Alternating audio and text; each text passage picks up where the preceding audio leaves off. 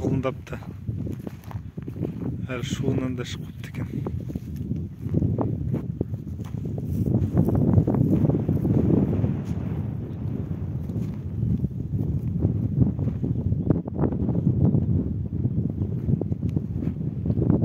Әлі құлын тұра алмай жатыр.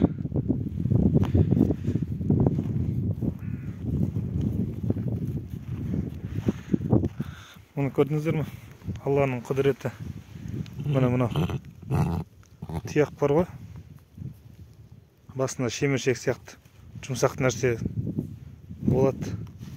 Құлындаған кезде, енді туған шыққан кезде, іште жатқанда биенің ішін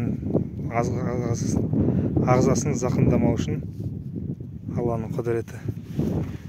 Мына қазір аяғын жерге басқан бетте бірден кетіп қалады. Жұмсақ көрдіңіздер ме? Мына жақ тұяқ, мына жер жұмсақ жер. Алланың құдіреті шексіз.